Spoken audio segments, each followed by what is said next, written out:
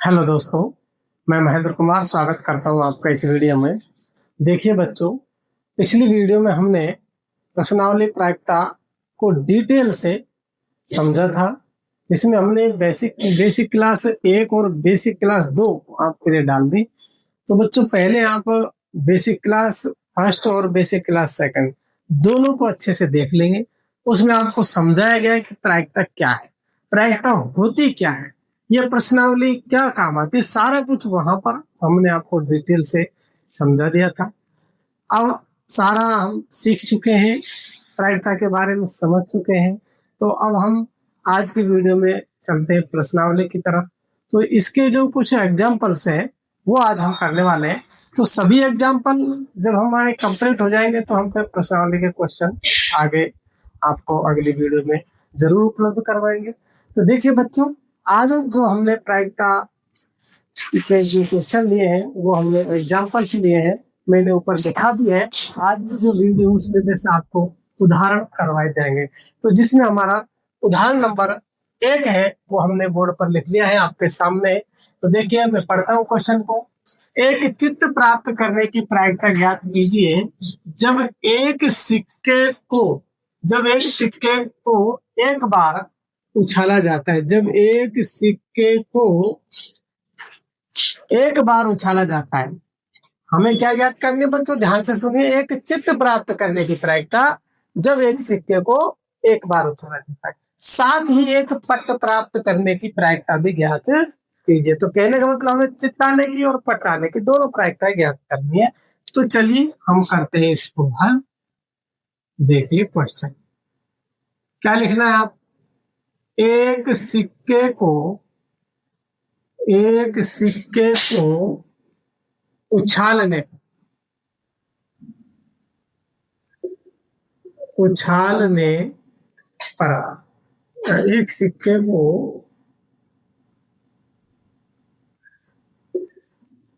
उछालने पर संभावित परिणाम संभावित परिणाम बच्चों यहाँ देखिए, जब भी हम प्रायिकता निकालते हैं तो आपको पता होना चाहिए कि कोई भी जो घटना होती है उसके क्या क्या परिणाम हो सकते हैं, उन परिणामों की कितनी संभावनाएं हो सकती हैं। तो बच्चों, हमने जो बेसिक क्लास पढ़ी थी वहां इस चीज को डिटेल से आपको समझाया था। तो ध्यान दीजिए, जब हम एक सिक्के को बच्चों कितनी बार उछाल रहे हैं, एक सिक्के को एक बार उछाला जाता है, हम एक कॉइन लेंगे और उसे हम उछालते हैं, तो उसकी क्या प्रायिकता होगी, उसकी संभावना क्या क्या हो सकती है। या तो वो हेड आएगा या फिर टेल आएगा, या तो वो चित्त आएगा या फिर पट आएगा। लेकिन आपको ध्यान से देखना है बच्चों, जिस एक कॉइन आपने देखा होगा उसमें जिस तरफ अशोक स्तंभ होता है उस तरफ तो होता है हेड, उसे बोलते हैं चित्त। और एक तरफ 1 रुपया, 2 रुपया, 5 रुपया, 10 रुपया लिखा रहता है दूसरी साइड में, उसको बोलते हैं टेन या फिर पट। हेड अशोक स्तंभ वाले को बोलते हैं हेड, और हेड को बोलेंगे बच्चों चित्त, और टेल इसको बोलेंगे बच्चों पट। ये आपको बस अच्छे से ध्यान रखना है, हेड टेल चित्त या फिर पट। तो जब एक सिक्के को एक बार उछालने पर बच्चों, एक सिक्के को, यहाँ पर आपको एक चीज और लिखनी थी, एक सिक्के को एक सिक्के को एक बार उछालने पर संभावित परिणाम क्या क्या हो सकते हैं बच्चों।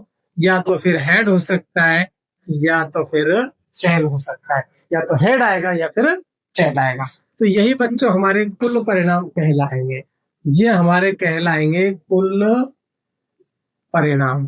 परिणाम आपके होंगे 2, 1, 2। अब हमसे पहला ही क्वेश्चन क्या किया गया है, देखिए, एक चित्त प्राप्त करने की प्रायिकता।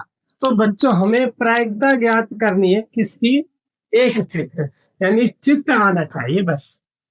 ये हमें प्रायिकता ज्ञात करनी है, और प्रायिकता का सूत्र है अनुकूल परिणाम बटे कुल परिणाम। चलिए पहले हम अनुकूल परिणाम निकालते हैं, फिर सूत्र लिखेंगे। अनुकूल परिणाम क्या होंगे, चित्त आने के अनुकूल परिणाम। चित्त आने के अनुकूल परिणाम बच्चों, जो चित्त आएगा उसमें अनुकूल परिणाम कितने, चित्त वाला परिणाम, चित्त मतलब हेड, चित्त मीन्स हेड, हेड कितने हैं, एक। तो अनुकूल परिणाम जो बच्चों हमारे आए, चित्त आने के परिणाम, चित्त आने के परिणाम लिखे इसको, अनुकूल अभी नहीं लिखना है, अभी नहीं लिखना है, अब लिखेंगे अनुकूल परिणाम।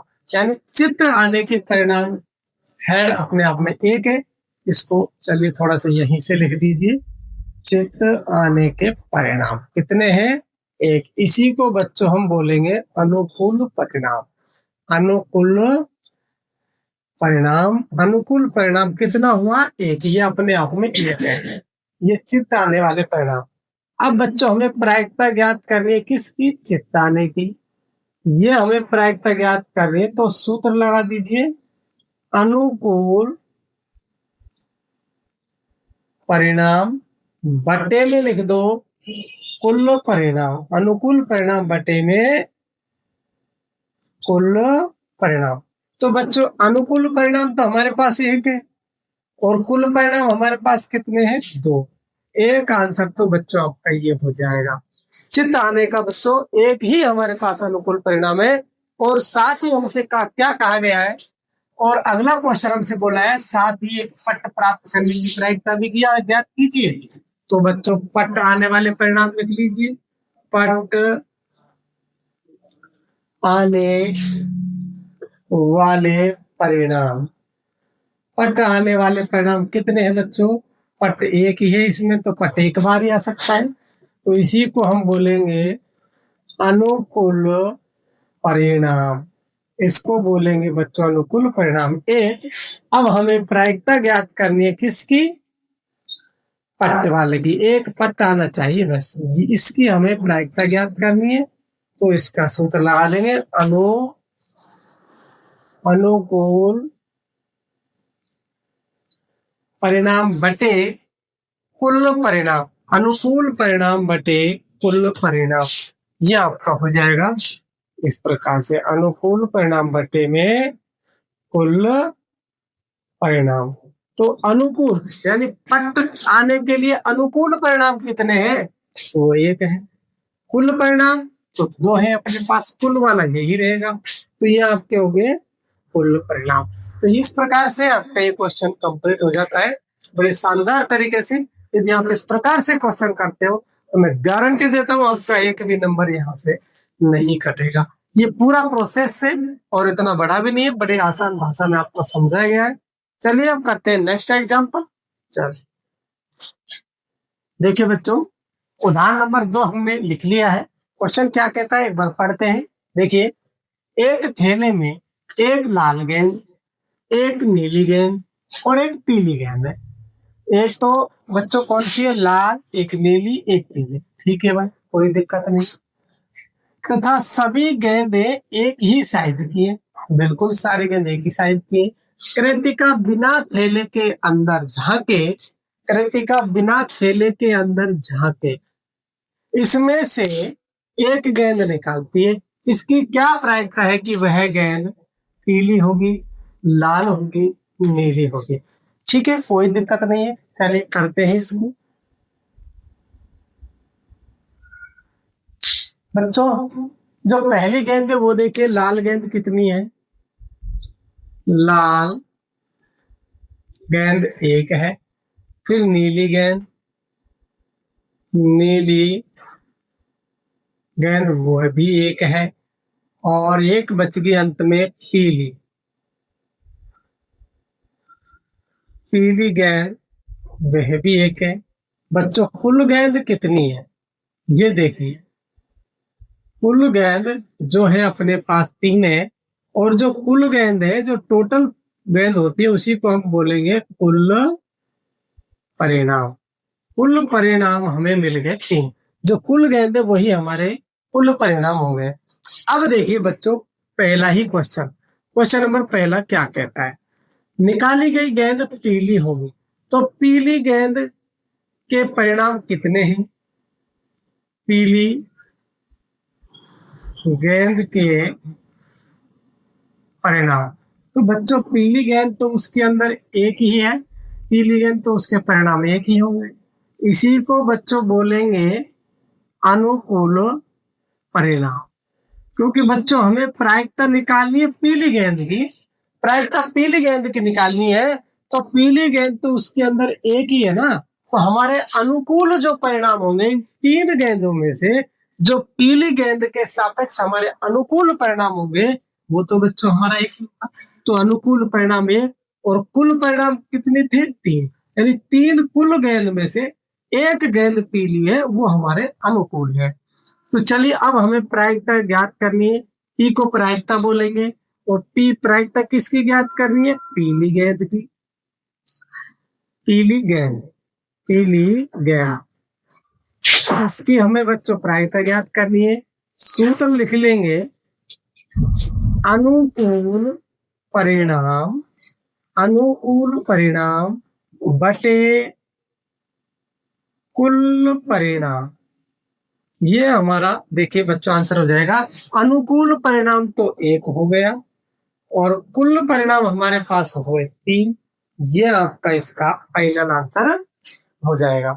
चलिए सेकंड क्वेश्चन क्या कहता है इसको देखते हैं। पहले सेकंड क्वेश्चन देखिए, लाल गेंद, यानी लाल गेंद के, देखो अपने यहाँ पर पीली गेंद के परिणाम निकाले थे, अब लाल गेंद निकलवाना है तो लाल गेंद के परिणाम भी एक ही। तो लाल गेंद के परिणाम, लाल गेंद निकालने के कितने परिणाम होंगे बच्चों? एक। इसी को हम क्या बोल देंगे? अनुकूल परिणाम, क्योंकि लाल गेंद निकालने के जो सारे परिणाम है वो एक ही है, उसी को अनुकूल परिणाम बोलेंगे। और प्रायिकता ज्ञात करनी है बच्चों हमें लाल गेंद निकालने की। सूत्र हो जाएगा, ये सूत्र आपको लगाना ही है बच्चों, अनुकूल, बड़ा आसान सा सूत्र है, कोई दिक्कत नहीं है। अनुकूल परिणाम बटे कुल परिणाम। अनुकूल परिणाम तो हमारे पास एक है, कुल हमारे पास तीन है। ये आपका फाइनल आंसर हो जाएगा। चलिए यदि हम तीसरे क्वेश्चन की बात करते हैं तो जो निकाली गई गेंद है वो नीली होनी चाहिए। तो बच्चों नीली गेंद के परिणाम कितने हैं? नीली गेंद के परिणाम बच्चों अपने पास एक है, तो इसका अनुकूल परिणाम भी हमारे पास एक ही मिलेगा। अनुकूल परिणाम भी हमारा एक हो गया। और जो हम प्रायिकता ज्ञात करेंगे कौन सी गेंद की? नीली गेंद, नीली गेंद निकालने की प्रायिकता ज्ञात करते हैं तो अनुकूल परिणाम बटे कुल परिणाम। तो अनुकूल यहाँ भी है तो कुल यहाँ भी तीन, तो बच्चों यही आपका आंसर हो जाएगा। तो इस प्रकार से ये क्वेश्चन आपका कंप्लीट होता है। ये पहला क्वेश्चन, फिर यहाँ से पहला, यहाँ से स्टार्ट हो गया। पहला क्वेश्चन का आंसर भी 1/3, दूसरे क्वेश्चन का आंसर भी 1/3 और तीसरे क्वेश्चन का आंसर भी 1/3, क्योंकि तीनों के ही अनुकूल अनुकूल परिणाम एक एक है और कुल तीन है। तो यदि आप इस प्रकार से क्वेश्चन करते हो बच्चों, तो कम से कम 2 नंबर में तो आएगा ही, तो इससे छोटा तो आपको नहीं करना है। चलिए करते हैं नेक्स्ट एग्जाम्पल। देखिए बच्चों भाग नंबर 3 हमने लिख लिया है। क्वेश्चन क्या कहता है, मान लीजिए हम एक पासे को एक बार फेंक, बिल्कुल एक बार फेंकेंगे, 4 से बड़ी संख्या प्राप्त करने की प्रायिकता या फिर 4 से छोटी या उसके बराबर संख्या प्राप्त होने की प्रायिकता क्या है? ये 2 क्वेश्चन हमसे पूछे गए हैं। तो बच्चों जब हम एक सिक्के को एक बार उछालते हैं, तो मैंने बेसिक क्लास में, जो बेसिक क्लास अपने थी उसमें बताया था, तो एक सिक्के को एक बार उछालते हैं तो टोटल 6 परिणाम आते हैं। तो चलिए हल करते हैं।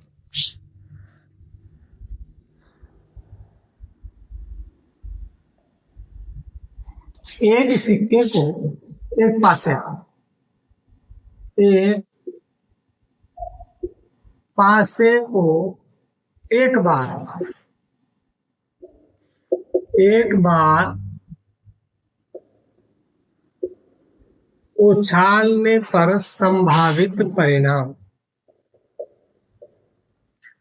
संभावित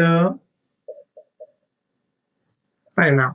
जब बच्चों में एक पासे को उछालेंगे तो टोटल, जब उछालेंगे तो टोटल कितनी संभावनाएं बनेंगी, वो है हमारे पास। क्योंकि घटना में क्या है, घटना में प्रायिकता बेसिक क्लास में बताई थी, प्रायिकता क्या है, संभावना।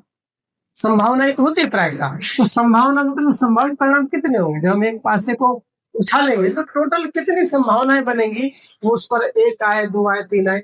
तो बच्चों को पता होना चाहिए पासे में टोटल 6 नंबर होते हैं, 1 से लेकर के 6 तक डिजिट्स उसमें होती है। तो जब हम पासे को उछालेंगे तो 6 नंबर में से कोई भी एक नंबर हो सकता है। कि मैं यदि यूं कहूं भाई हम पासे को उछालेंगे तो 10 आने की प्रायिकता ज्ञात करो, तो क्या बच्चों 10 आ सकता है? नहीं आ सकता, क्योंकि 10 उसमें होता ही नहीं है। 6 नंबर होते हैं, 6 में से कोई सा भी मान आ सकता है। तो बच्चों जब एक पासे को एक बार उछालने पर संभावित परिणाम टोटल कितनी संभावनाएं बनेगी, तो बच्चों जब पासे को उछालेंगे एक हो सकता है, 2, 3, 4, 5, 6, ये टोटल संभावनाएं बनेंगी। इसको बच्चों हम बोलेंगे कुल परिणाम। तो ये हमारे पास मिल गया कुल, जो टोटल संभावना है वो हमने लिखी, और ये टोटल संभावनाएं कुल परिणाम हमारे पास कितने हुए, 6। 1, 2, 3, 4, 5, 6 संभावना हमारे पास बनती है, तो कुल परिणाम मिले हमें 6। तो चलिए अब हम पहला ही क्वेश्चन की बात करते हैं। 4 से बड़ी संख्या, बच्चों 4 से बड़ी संख्या प्राप्त होने की प्रायिकता क्या है? 4 से बड़ी संख्या तो एक तो हमें 5 दिख रहा है इसमें, और एक हमें 6 दिख रहा है। तो 4 से बड़ी संख्या तो 2 ही है, तो 2 ही परिणाम मिल रहे हैं। तो मैं यहां से लिख देता हूं 4 से बड़ी संख्या है। तो एक तो हमारे पास 5 है, दूसरा 6 है, यही दो संभावना है 4 से बड़ी। तो चलिए इसको हम क्या लिखेंगे, जो 4 से बड़ी 2 ही संख्या है, तो हमारे अनुकूल तो 2 ही परिणाम होगा। हमसे क्या कहा क्वेश्चन के हिसाब से, देखिए 4 से बड़ी संख्या लेनी है हमें, तो 4 से बड़ी, तो 4 से बड़ी तो 5 और 6 ही। तो प्रश्न के हिसाब से हमारे अनुकूल तो परिणाम 2 ही मिले, तो हम इसको बोलेंगे अनुकूल परिणाम। अनुकूल परिणाम हो गए 2। अब बच्चों हमें प्रायिकता निकाल लेनी है, तो प्रायिकता का सूत्र लिखते हैं। देखिए बच्चों प्रायिकता हमें क्या निकालनी है, 4 से बड़ी संख्या, 4 से बड़ी संख्या, इसी की तो हमें प्रायिकता निकालनी है। उसका जो हमारे पास सूत्र है, अनुकूल परिणाम बटे कुल परिणाम। तो देखिए अनुकूल परिणाम कितने हमारे पास, अनुकूल परिणाम 2 और कुल परिणाम 6। काट दीजिए, 2 एकम 2, 2 तिया 6, आपका आंसर हो जाता है 1/3। ये आपका आंसर हो जाता है। इसका सेकंड क्वेश्चन क्या कहता है, देखिए सेकंड पार्ट क्या कहता है। सेकंड में कहा गया है 4 से छोटी या उसके बराबर। तो बच्चों देखिए यहाँ से 4 से छोटी, एक बार मैं इनको हटा देता हूँ। 4 से छोटी संख्याएं आपको दिखाई दे रही होंगी स्पष्ट, 1 हो सकता है, 2 हो सकता है, 3, ये तो 4 से छोटी है, यहाँ तक तो बात ठीक है। लेकिन यह भी बोल दिया गया है कि या उसके बराबर, यानी हम 4 को भी ले सकते हैं। तो टोटल संभावनाएं 4 हो गई। तो मैं यहां से लिखता हूं 4 से छोटी या उसके बराबर, उसके बराबर आने वाले परिणाम, आने वाले परिणाम कौन कौन से हो जाएंगे, 1 हो सकता है, 2 हो सकता है, 3 हो सकता है, 4 हो सकता है, इससे ज्यादा नहीं हो सकता। तो बच्चों ये हमारे अनुकूल परिणाम हो गए। अनुकूल परिणाम बच्चों हमारे पास हो गए 4। अब हमें निकालनी प्रायिकता। तो बच्चों प्रायिकता का जो सूत्र हो जाएगा वो हो जाएगा अनुकूल परिणाम बटे कुल परिणाम। तो अनुकूल तो 4 थे, कुल 6 ही रहेंगे, कुल नहीं बदलेंगे, कुल वाले परिणाम वही रहने वाले हैं। इसे काट दीजिए, 2 दूनी 4, 2 तिया 6, तो बच्चों 2/3 इसका राइट आंसर हो जाएगा। तो देखिए बच्चों, इस प्रकार से ये क्वेश्चन कंप्लीट होता है। बड़े छोटे छोटे क्वेश्चन है, यहाँ गलती होने की संभावना भी बहुत कम होती है, आप और आपका समय भी इसमें बहुत ज्यादा बच जाता है। तो जो आप पेपर में ये क्वेश्चन करोगे तो आपकी ये स्कोरिंग प्रश्नावली, अच्छे नंबर आपको ये प्रश्नावली दिला के जाएगी। तो चलिए क्वेश्चन आपका कंप्लीट होता है, करते हैं उदाहरण नंबर 4। देखिए बच्चों, उदाहरण नंबर 4 हमने लिख लिया है। क्वेश्चन को पढ़ते हैं एक बार। अच्छी प्रकार से फेंटी गई 52 पत्तों की एक गड्डी में से एक पत्ता निकाला जाता है। टोटल पत्ते कितने बच्चों? 52। उनको अच्छे से मिला लिया है, ऐसे फेंट लिया है, और उसमें से एक पत्ता निकाला जाता है। प्रायिकता ज्ञात कीजिए कि निकाला गया पत्ता एक इक्का होगा, एक इक्का नहीं होगा। तो बच्चों देखिए, ये जबरदस्त क्वेश्चन है, आपको अच्छे से समझना है। तो मैं एक बार इसे लिखता हूँ, देखिए हल करते हैं इसको। कुल पत्ते कितने बच्चों? यहाँ पर ध्यान दीजिए, जो कुल पत्ते हैं वो हमारे पास है 52, और कुल पत्ते, तो कुल पत्ते 52 है तो कुल संभावनाएं भी 52 होगी, और जब कुल संभावनाएं 52 होगी तो बच्चों इसी को हम बोलेंगे कुल परिणाम। कुल परिणाम हमारे पास मिल गए 52। अब ज्ञात करते हैं क्वेश्चन, जो बात जो कह रहा है उस पर हम अब चर्चा करते हैं। क्वेश्चन क्या कहता है? निकाला गया पत्ता एक इक्का होगा, यानी इक्का निकालने के परिणाम क्या होंगे? इक्का निकालने के परिणाम, परिणाम एक इक्का निकालना है तो बच्चों उसकी कितनी संभावनाएं हो सकती है? जो टोटल जो पत्ते होते हैं बच्चों 52, जो टोटल पत्ते होते हैं वो 52 होते हैं। अब इसमें जो इक्के होते हैं ना वो 4 होते हैं। इक्के कितने होते हैं बच्चों? 4। तो टोटल संभावनाएं भी 4 होंगी। टोटल संभावनाएं भी कितनी हो जाएगी? 4 हो जाएंगी, क्योंकि इसमें इक्के 4 होते हैं। टोटल पत्तों में इक्के 4 है, तो जैसे हम पत्ता निकालेंगे तो 4 इक्के हैं तो 4 संभावनाएं बनेगी, क्योंकि कोई सा भी जैसे हम पत्ता निकालेंगे उन 4 में से कोई भी एक पत्ता निकल सकता है। कोई गारंटी नहीं, क्योंकि उसने कहा है कि भाई हमें तो एक इक्का निकालना है। अब ये जरूरी थोड़ी है उसमें से एक इक्का होता तो एक संभावना होती, तो 4 इक्के हैं तो उन चारों इक्कों में से कोई सा भी एक इक्का निकाला जा सकता है। तो टोटल जो संभावना है इक्के निकालने की बच्चों वो 4 है। जो टोटल संभावनाएं 4 है इक्का निकालने की, तो ये बच्चों हमारा हो गया अनुकूल परिणाम। अनुकूल परिणाम, क्योंकि हमारे अनुकूल तो 4 ही परिणाम, क्योंकि उसके अंदर 4 इक्के, तो हमारे अनुकूल तो परिणाम 4 है ना। अब बच्चों हमें प्रायिकता निकालनी है, तो सूत्र लिखते हैं प्रायिकता का। प्रायिकता का सूत्र है, हमें इक्का निकालना है, तो सूत्र हो जाएगा अनुकूल परिणाम, अनुकूल परिणाम बटे कुल परिणाम। अनुकूल परिणाम बटे कुल परिणाम। तो अनुकूल तो 4 थे, कुल अपने पास 52 थे, तो चलिए काट दी। 4 से कटेगा 1 बार में, 4 से कटेगा 13 बार में, 1/13 आपका राइट आंसर हो जाएगा।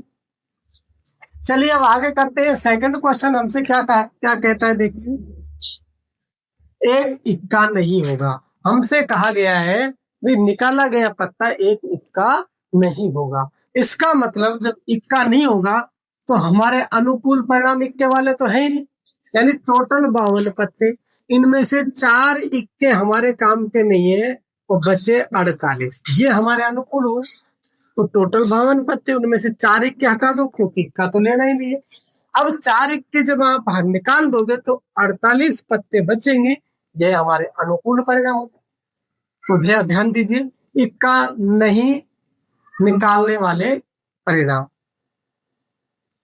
इक्का नहीं निकालने वाले परिणाम हमारे पास हो जाएंगे बच्चों, 52 में से 4 हटा दीजिए तो टोटल 48। इसी को बच्चों हम लिखेंगे अनुकूल परिणाम।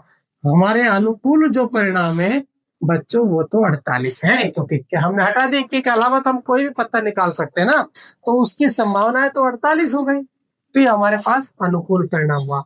अब बच्चों हम प्रायिकता निकालते हैं, इक्का नहीं, इक्का नहीं, इसकी हम प्रायिकता निकालते हैं। तो सूत्र लिखेंगे, सूत्र बच्चों लिखना है आपको, अनुकूल परिणाम बटे कुल परिणाम, बटे कुल परिणाम। तो बच्चों अनुकूल तो हो गया 48 और कुल हो गया 52। तो चलिए इसे काट दीजिए, 4 एकम 4, 4 दूनी 8, और ये 4 से कटेगा 13 बार में, आपका आंसर हो जाएगा 12/13। ये आपका इसका फाइनल आंसर होगा। तो इस प्रकार से देखिए बच्चों, कोई दिक्कत वाली बात इसमें नहीं है।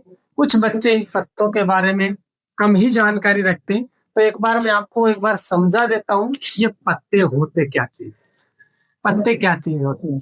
तो बच्चों यहाँ पर समझ लीजिए, कुल पत्ते तो 52 होते, थोड़ा सा समझा देता हूँ मैं एक बार, जिससे आपको दिक्कत नहीं आएगी। कुल पत्ते 52 होते हैं, जिनमें से 13 पत्ते, 13 पत्ते पान के होते, 13 पत्ते ईंट के ले लो, फिर 13 पत्ते ले लो ये होते बच्चों चिड़ी के, और फिर 13 पत्ते जो होते बच्चों हुक्म के होते हैं। इस प्रकार से 13-13 पत्ते होते हैं, तो टोटल पत्ते तो हो गए ही है 52। अब यहां से देखो, ये वाले जो 13 पत्ते ना, इनमें कौन कौन से होते हैं, 1 2 3 4 5 6 7 8 9 10, फिर आएगा 11 में गुलाम, फिर गुलाम आएगा, फिर बेगम, बेगम को कैसे लिखते हैं, उसमें बनता है गुलाम का तो जे होता है, और बेगम का क्वीन होता है, गुलाम बेगम, और बादशाह का के होता है, और इक्का और होता है, इक्का को ए लिखते हैं, इक्का को क्या लिखते हैं बच्चों, ए लिखते हैं। इसी प्रकार से यहाँ पर आ जाइए, ये कैसे होते हैं, 1 2 3, एक नहीं होता बच्चों इसमें, एक ही इक्का होता है, तो 2 से स्टार्ट होगा, 2 से स्टार्ट होगा, 2 3 4 5 6 7 8 9 10, फिर गुलाम बेगम बादशाह और इक्का। इसी प्रकार से 2 3 4 5 6 7 8 9 10, 10 के बाद गुलाम आता है, बेगम को क्वीन बोलते हैं, और ये बादशाह और इक्का। इसी प्रकार से 2 3 4 5 6 7 8 9 10, गुलाम बेगम बादशाह और इक्का। एक बार आप यहाँ से डिटेल से इसको समझ लोगे, तो आप आज के बाद जो आप गलतियां करते आए हो वो बिल्कुल भी नहीं करनी। अब ध्यान से देखिए बच्चों, आपको क्या करना है, मैं इधर वाला जो पोर्शन है इसको एक बार थोड़ा सा यहाँ से मिटा देता हूँ, क्योंकि क्वेश्चन तो मैंने करवा ही दिया है इधर से। अब मुझे इधर इतनी आवश्यकता नहीं, क्योंकि और भी क्वेश्चन आएंगे तो फिर वहां पर हमें दिक्कत नहीं आएगी, तो मेरे पास जगह की कमी है, इसलिए मैं यहाँ से थोड़ा सा इस पोर्शन को और बढ़ा देता हूँ। चलिए अब ध्यान से देखो बच्चों, जो 13 पत्ते होते हैं पान के, इनका जो कलर होता है बच्चों लाल होता है, इनका जो कलर होता है लाल। ईंट के जो 13 पत्ते होते हैं इनका कलर भी बच्चों लाल होता है, इनका कलर भी लाल। चिड़ी के जो पत्ते होते हैं इनका कलर होता है काला, इनका काला कलर होता है, इनका भी होता है बच्चों काला। अब देखिए यहां से आज मैं आपको बहुत अच्छी बात सिखा के जाऊंगा, आज के बाद आप पत्तों में गलती कभी नहीं करोगे, एक बार अच्छे से समझ लीजिए। देखिए बच्चों, जो 13 पत्ते पान के होते हैं वो भी लाल कलर के, 13 पत्ते ईंट के होते हैं वो भी लाल कलर के, टोटल 26 लाल कलर के पत्ते हुए। इसी प्रकार से चिड़ी के पत्ते भी काले होते हैं और हुकम के पत्ते भी काले होते हैं, तो काले कलर के भी बच्चों 26 ही पत्ते हो गए। तो यहां से मैं बात करूं तो ये 26 पत्ते हो गए बच्चों, और मैं यहां से बात करूं तो ये भी 26 पत्ते हो गए। यहां से तो 13 थे, अब कलर के हिसाब से बात करते हैं तो ये 26 पत्ते हो गए। अब ध्यान से देखो बच्चों, यहाँ पर इसको बोलते क्या है पत्तों की भाषा में? इसको बोलते दुग्गी, तिग्गी, चौकी, पंजी, छक्की, सत्ती, अट्ठी, नैली, धैली। इस प्रकार से बोला जाता है, दुग्गी, तिग्गी, चौकी, पंजी, छक्की, सत्ती, अट्ठी, नैली और धैली। फिर गुलाम, बेगम, बादशाह, इक्का। अब यहाँ से आपको मैं एक क्लू निकाल के दूंगा बच्चों। हो सकता है वीडियो थोड़ी सी लंबी हो जाए, लंबी नहीं करेंगे, 2 पार्ट बना देंगे, लेकिन आज के बाद आप पत्तों से संबंधित तो गलती नहीं करोगे, ये मैं आपसे जरूर वादा करता हूँ। एक बार आप इसको अच्छे से समझ लोगे तो पत्तों से संबंधित गलतियां आप नहीं करोगे। अब आप यहाँ से एक चीज और देखिए, इक्के कितने बच्चों 52 पत्तों में देखो, 1 2 3 4। अभी अभी हमने क्वेश्चन किया था, वहां पर इक्के 4 ही थे, और देखिए यहाँ भी 4 है। इक्के भी 4, बादशाह भी 4, बेगम भी 4 और गुलाम भी 4, दहला भी 4, नैली भी 4, अट्ठी, सत्ती, सब 4 4 है। अब और समझने वाली बात क्या है, हमसे बोल दे क्वेश्चन में बहुत सारे क्वेश्चन बनते हैं यहाँ से, बहुत सारे। तो चलिए, आपको ये तो समझ में आ गए सारे पत्ते 4 4 है। क्वेश्चन बोल सकता है कि फेस कार्ड वाले पत्ते निकालने की प्रायिकता ज्ञात करो। तो बच्चों, जो फेस कार्ड वाले पत्ते होते हैं, फेस कार्ड वाले पत्ते देखो कौन कौन से। 4 गुलाम, यानी गुलाम फेस कार्ड को होता है, क्वीन फेस कार्ड की होती है, और बादशाह जो क्या होता है ये भी फेस कार्ड का होता है। तो ये फेस कार्ड वाले पत्ते गुलाम, बेगम और बादशाह। अब आप ये देख सकते हो कि टोटल फेस कार्ड के पत्ते कितने हैं, ये वाले जो कुल पत्ते हैं ये कितने हैं, ये वाले जो कुल पत्ते हैं इसको देखना, ये कितने हैं। यदि मैं इनकी बात करूं तो ये कितने हैं फेस कार्ड वाले, ध्यान दीजिए। 4 तो गुलाम हो गए, 4 तो बच्चों हो गए गुलाम, प्लस 4 हो गई बेगम, प्लस 4 हो गए क्या, बादशाह। तो 4 4 8, 4 12, तो टोटल तो बच्चों 12 पत्ते होंगे ना फेस कार्ड वाले। 4 गुलाम, 4 बेगम, ये गुलाम, बेगम, बादशाह, तो ये भी 4 होते। देखो 4 1 2 3 4, तो 4 गुलाम, 1 2 3 4 बेगम, 1 2 3 4 बादशाह हो गए। यहां से ये बात आपको समझ में आ गई, फेस कार्ड वाले टोटल जो पत्ते होते हैं वो 12 होते हैं। इक्कों की संख्या 4 होती है, सारे पत्ते 4 4 होते हैं। बादशाह 4, बेगम 4, इक्के 4, गुलाम 4, अट्ठी, नैली, देली, सत्ती, सारे 4 4 पत्ते होते हैं। तो फेस कार्ड वाले टोटल जो पत्ते, फेस कार्ड वाले पत्ते तो गुलाम, बेगम, बादशाह हुआ, लेकिन कुल पत्ते कितने, 12। अब ध्यान से देखिए बच्चों, इन 12 पत्तों में भी कलर के हिसाब से बात करें तो हमसे यदि पूछ ले लाल कलर के फेस कार्ड वाले पत्ते, लाल कलर के फेस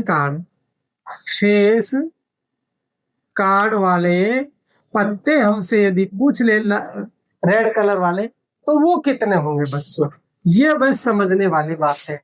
लाल कलर वाले फेस कार्ड के पत्ते, तो देखिए लाल कलर के, ध्यान से देखो, इसमें ये 2 लाल कलर के, ये वाला और ये वाला, तो इसमें देखिए लाल कलर के फेस कार्ड वाले पत्ते, तो दोनों में देखना है, 2 गुलाम, 2 बेगम, 2 बादशाह, 2 गुलाम, 2 बेगम, 2 बादशाह, 2 है दोनों में। लाल कलर वाली यही ये वाले हैं, तो लाल कलर के फेस कार्ड वाले पत्ते मतलब हो जाएंगे 2 तो बच्चों हो जाएंगे गुलाम, 2 तो हो जाएंगे गुलाम, प्लस 2 हो जाएंगे बेगम, और प्लस 2 हो जाएंगे बादशाह। तो टोटल 6 पत्ते हुए लाल कलर के, 2 2 4 2 6, 2 ये वाले, एक ये 2 2 4 2 6, तो लाल कलर के 6 पत्ते हुए फेस कार्ड वाले। तो काले कलर के भी कितने होंगे, 6 होंगे, क्योंकि बच्चों कुल तो फेस कार्ड वाले 12 है ना, कुल तो 12 है, 12 में से लाल कलर वाले तो 6 हुए, तो फिर बचे कितने काले कलर के। काले कलर वाले फेस कार्ड वाले पत्ते कितने हो जाएंगे, 12 में से लाल घटा दो तो 6 पत्ते बचे कि नहीं बचे। तो इस प्रकार से बच्चों, और इक्को की जब चर्चा करता है तो लाल इक्के कितने होंगे, 2 होंगे, काले इक्के कितने होंगे, 2 होंगे, टोटल इक्के कितने होंगे, 4 होंगे। तो आप इस बारे में यदि आप इनको अच्छे से समझ गए हो, यदि आप नहीं समझ पाए तो इस वीडियो को एक बार देखना, फिर नहीं 2 बार देखना, फिर समझ में नहीं आता 3 बार देखना। जब तक समझ में नहीं आए आप इस वीडियो को बार बार देखें, और जैसे ही आपको ये समझ में आ जाएंगे, मैं गारंटी देता हूँ आप पत्रों से संबंधित एक भी क्वेश्चन गलत नहीं कर पाओगे। तो चलिए अब हम समय को ज्यादा खराब नहीं करते हुए नेक्स्ट उदाहरण हम यहाँ करने वाले हैं बच्चों। यहाँ से यदि मैं इसी में समय निकालूंगा, इसमें अभी तो बहुत प्रकार के क्वेश्चन बच जाते हैं, मैं चाहूँ तो यहाँ से 50 क्वेश्चन आपको लिखवा सकता हूँ, लेकिन वीडियो थोड़ी समय को देखते हुए और वीडियो लंबी ना बने उस हिसाब से मैं काम करने वाला हूँ। तो इस क्वेश्चन को बस यहीं तक ही, इस टॉपिक को यहीं तक ही रहने देते हैं।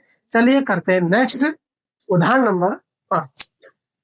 देखिए बच्चों, उदाहरण नंबर 5 क्या कहता है, 2 खिलाड़ी संगीत और रेशमा टेनिस का एक मैच खेलते हैं। ये ज्ञात है कि संगीता द्वारा मैच जीतने की प्रायिकता ये है, रेशमा के जीतने की प्रायिकता हमें ज्ञात करनी है। तो बच्चों प्रायिकता से संबंधित एक सूत्र है, वो मैं आपको एक बार लिखा देता हूँ। देखिए, घटना घटने की प्रायिकता, घटना घटने की प्रायिकता प्लस घटना नहीं घटने की प्रायिकता का योग हमेशा एक होता है। यानी सभी घटनाओं की प्रायिकता का योग हमेशा एक होता है। घटना घट जाए या घटना ना घटे, उन सभी की प्रायिकताओं का योग हमेशा एक होता है। तो बच्चों यदि हमें घटना घटने की प्रायिकता निकालनी हो तो हमारा सूत्र हो जाएगा 1 माइनस PE बार। और यदि हमें इसकी प्रायिकता निकालनी हो, घटना नहीं घटने की प्रायिकता, तो इसका जो सूत्र होगा इसको उधर भेज दीजिए, 1 माइनस PE। तो बच्चों ये आपको अच्छे से फॉर्मूला याद कर लेना है, ये बड़ा काम का फॉर्मूला है। घटना घटने की प्रायिकता प्लस घटना नहीं घटने की प्रायिकता, कहने का मतलब सभी घटनाओं की प्रायिकताओं का योग हमेशा एक होता है। यदि हमें घटना घटने की प्रायिकता निकालनी है तो इसको उधर भेज देंगे, माइनस हो जाएगा।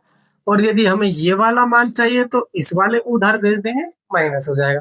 तो चलिए यहाँ पर हम यही करने वाले हैं। तो देखिए क्वेश्चन क्या कहता है, हमें दिया है संगीता के द्वारा मैच जीतने की प्रायिकता। हल देखिए क्या कहता है, दिया है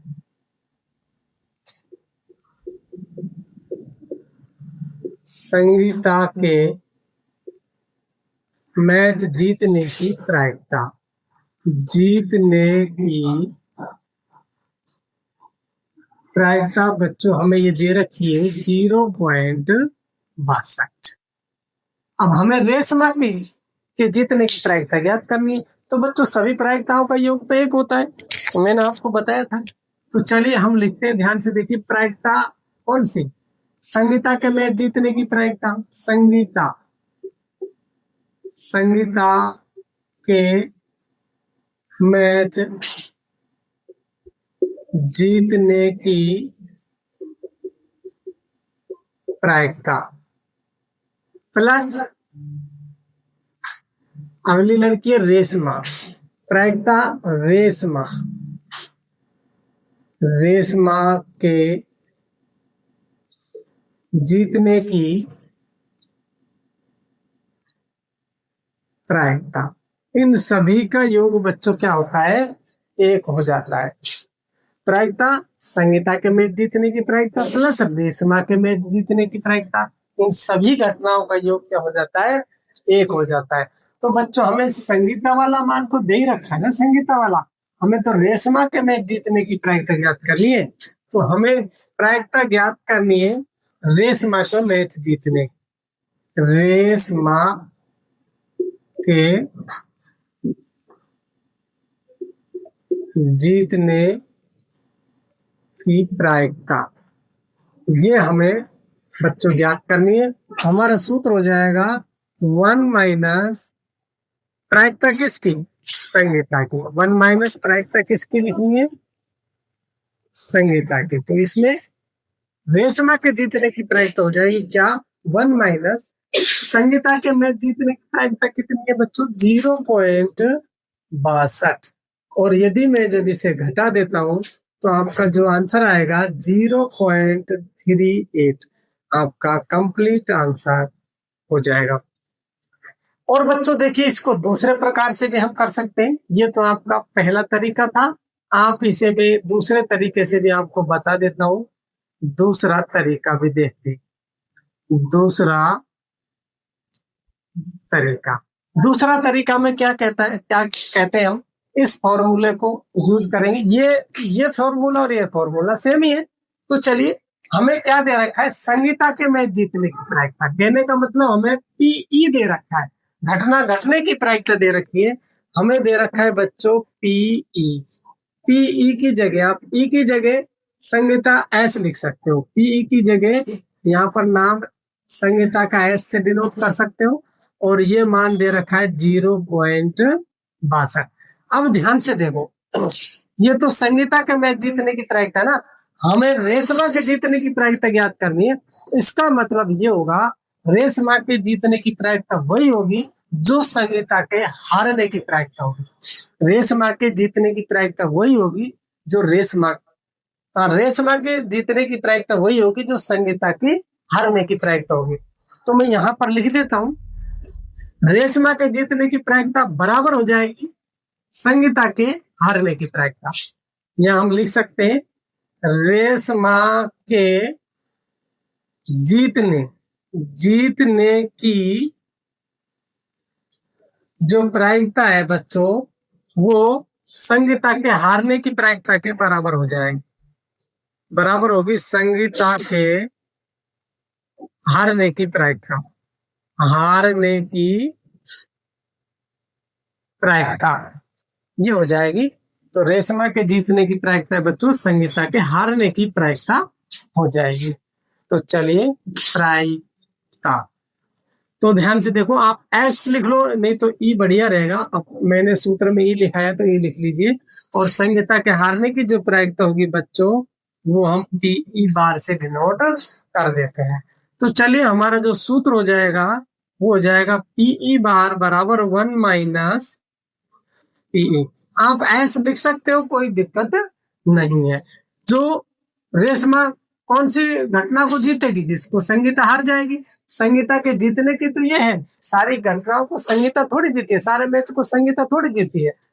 0.62 जीती है, बाकी तो हारी है। और जो संगीता हारी है वो जीता कौन है, रेशमा। क्योंकि खिलाड़ी दो ही है, एक जीतेगा तो दूसरा हारेगा, दूसरा हारेगा तो पहला जीतेगा। तो आपको पता होना चाहिए, जब संगीता 0.62 मैच 0.62 जीत गई तो कुछ हारी है, और जो संगीता हारी है वही रेशमा के जीतने की प्रायिकता हो गई। तो 1 माइनस 0.62 आप लिखोगे तो यह आपका आंसर 0.38 आपका फिर आंसर कंप्लीट हो जाता है। तो आपको जो तरीका अच्छा लगे आप कर सकते हो, कोई दिक्कत इसमें नहीं है। तो चलिए, आप करते हैं नेक्स्ट क्वेश्चन। ये हमारा उदाहरण नंबर 5 था। चलिए, मैं इसे एक बार मिटा देता हूँ। देखिए बच्चों, उदाहरण नंबर 6 हमने लिख लिया है। क्वेश्चन क्या कहता है, सविता और हमीदा दो मित्र है, इसकी क्या प्रायिकता है कि दोनों के जन्मदिन भिन्न भिन्न हो। तो बच्चों, हमें पता करना है कि फिर दोनों के जन्मदिन अलग अलग होने चाहिए, इसकी हमसे प्रायिकता पूछा गया है। तो बच्चों, एक वर्ष में जो टोटल दिन होते हैं वो 365 दिन होते हैं, वो हम लिख लेते हैं। एक वर्ष में जो दिन होते हैं बच्चों, वो आपको पता होना चाहिए 365 दिन होते हैं, लीप वर्ष को छोड़ करके। यानी लीप वर्ष नहीं लेना, उसमें 366 दिन होते हैं, हमें साधारण वर्ष लेना है। तो एक वर्ष में दिनों की संख्या होती है 365। इसको बच्चों हम कुल परिणाम लिखेंगे, क्योंकि एक वर्ष की बात होती है। क्योंकि जो जन्मदिन होता है वो एक साल में कोई सा भी एक दिन हो सकता है। तो कुल परिणाम बच्चों हमें मिल गए 365 दिन। 365 दिन, ये हमें कुल परिणाम मिल गए। अब बच्चों क्या कह रहा है, ठीक है, सविता और हमीदा दोनों के जन्मदिन भिन्न भिन्न होने चाहिए। अब सोचिए दोनों के जन्मदिन भिन्न भिन्न कैसे हो सकते हैं। दोनों के जन्मदिन भिन्न भिन्न तभी हो सकते हैं जब पहले हमें पता होना चाहिए कि किसी एक बच्चे का जन्म तो पहले दिन होना चाहिए। जब एक बच्चे का जन्मदिन पहले दिन हो गया, मान लो उसे मान लेते हैं 5 मार्च को हो गया, एक बच्चे का जन्म 5 मार्च हो गया, तो उसे एक दिन को हटा दीजिए, बाकी जो दिन बचे 365 में से एक बच्चे का जन्मदिन हुआ 5 मार्च को। ये हम चलो इधर लिख लेते हैं, मानो एक बच्चे का जन्मदिन 1 मिनट के लिए मान लेते हैं 5 मार्च को हो गया। अब इस एक दिन को तो हटा दीजिए क्योंकि इस दिन तो एक बच्चे का जन्मदिन हो गया। अब दूसरे बच्चे का जो जन्मदिन होगा 365 में से एक बच्चे का हटा दीजिए, बचेंगे 364। वो 364 में कोई भी एक दिन हो सकता है क्योंकि जो दूसरे बच्चे का भी जन्म हुआ नहीं है, अब वो कभी भी हो सकता है। एक का तो हो गया दो में से, अब जो अगले बच्चे का होगा वो जरूरी थोड़ी है मई में ही जन्म होगा उसका, जून में हो सकता है, जुलाई में हो सकता है, अगस्त में, यानी 364 में से किसी भी एक दिन उसका जन्मदिन हो सकता है। तो एक बच्चे का जन्मदिन तो ये हुआ, और जो बच्चा एक शेष बच्चा उसके जो अनुकूल परिणाम होंगे बच्चों 364 हो जाएंगे। तो भिन्न भिन्न के लिए हमें क्या करना पड़ेगा, पहले तो एक बच्चे का जन्मदिन करना ही पड़ेगा, तो उसको हटा देते हैं। तो पहला क्वेश्चन देखिए, इसमें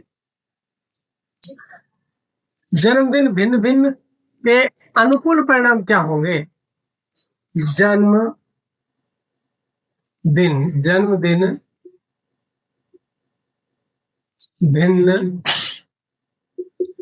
होने के अनुकूल परिणाम, जन्मदिन हमें अलग अलग कर लें तो वो हो जाएंगे हमारे पास 365 माइनस 1 बराबर हो जाएगा 364। अब बच्चों हमारे पास अनुकूल परिणाम आ गए, अब हम आराम से प्रायिकता निकाल सकते हैं भिन्न भिन्न की। जन्मदिन भिन्न भिन्न की प्रायिकता निकाल सकते हैं हम आराम से, कोई दिक्कत नहीं है। अनुकूल परिणाम बटे में सूत्र लगा लीजिए, आपको लगाना पड़ेगा। तो देखिए बच्चों, क्वेश्चन थोड़ा सा आसानी से अच्छे से आपको समझना है, सीखना है, गौर से सुनिए, बातों को ध्यान से सुनिए।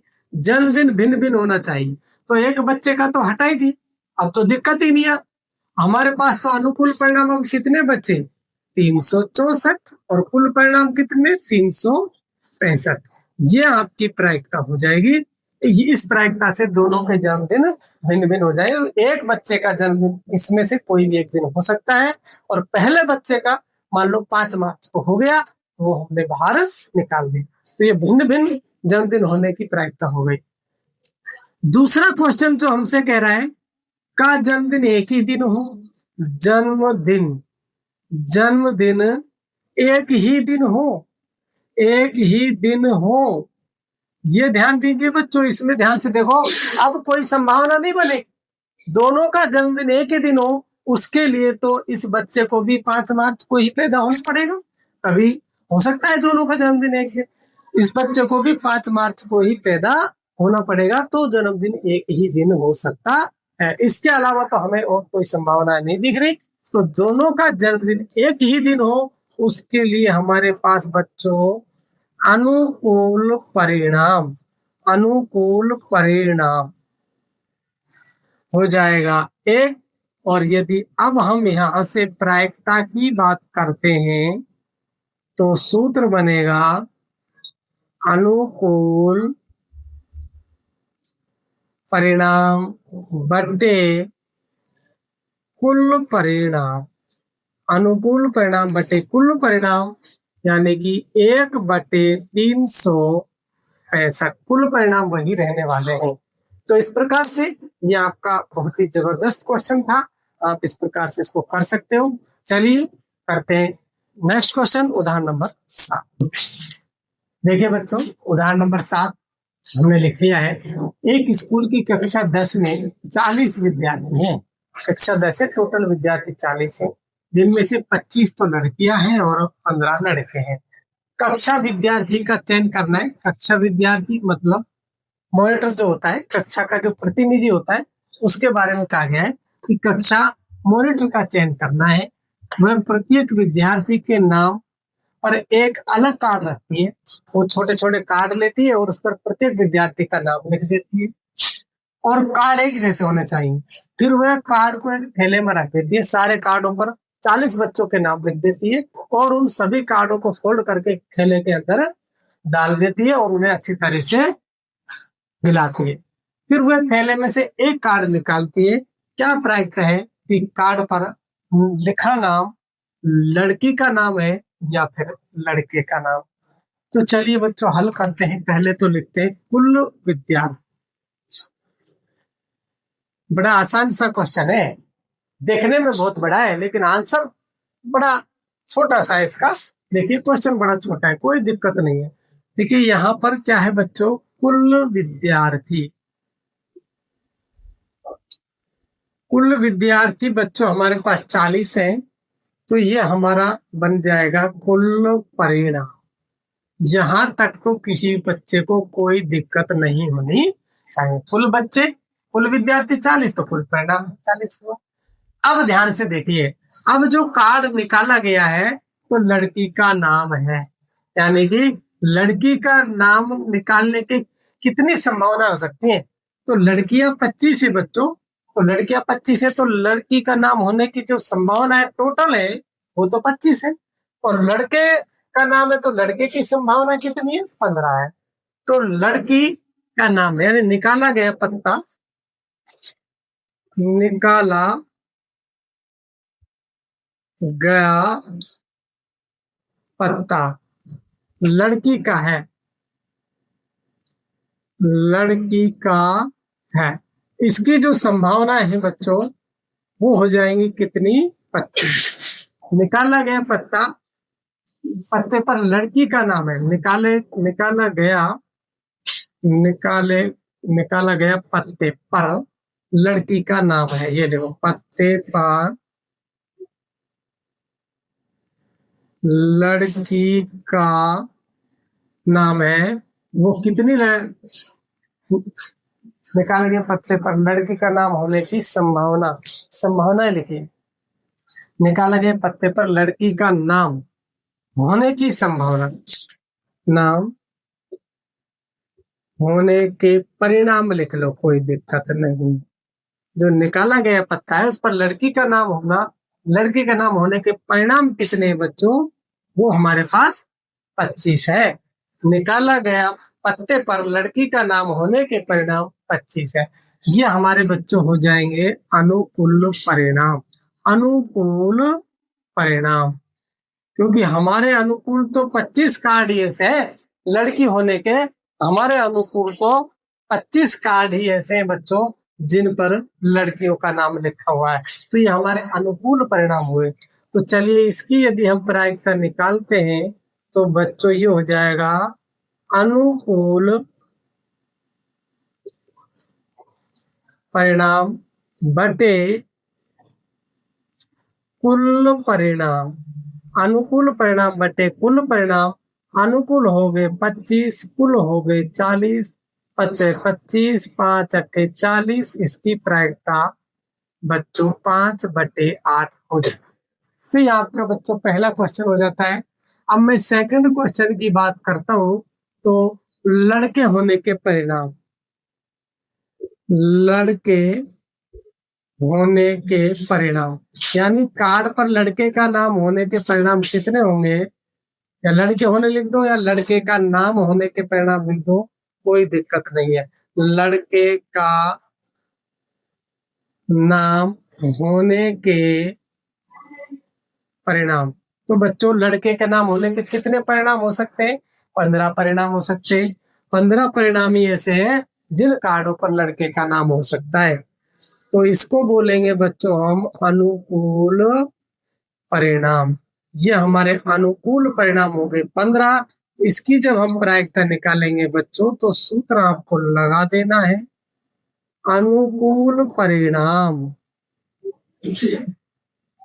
बचेंगे कुल परिणाम। कोई दिक्कत वाली बात नहीं है। अनुकूल यहाँ से 15, कुल हमारे पास 40, 5 तिया 15, 5 अट्ठे 40, 3/8 इसका राइट आंसर हो जाएगा। इस प्रकार से आप देख सकते हो बच्चों, बड़ा ही जानदार क्वेश्चन था, कोई दिक्कत नहीं है। लिखने में आपको दिख रहा है इतना बड़ा है, लेकिन हल इसका इतना ज्यादा बड़ा नहीं है, छोटा सा क्वेश्चन है, कोई दिक्कत नहीं है। चलिए करते हैं नेक्स्ट। तो देखिए बच्चों, इस वीडियो को बस यहीं तक ही रहने देते हैं, काफी बड़ी वीडियो हो गई है। तो बच्चों, यदि आपको हमारी वीडियो पसंद आती है तो आप हमारी वीडियो को लाइक करें, शेयर करें। और यदि आपको किसी भी टॉपिक पर या कोई क्वेश्चन पर कोई दिक्कत आती है तो आप कमेंट अवश्य करें, हम आपके कमेंट का जवाब देंगे। तो चलिए, थैंक यू, धन्यवाद, मिलते हैं नेक्स्ट वीडियो।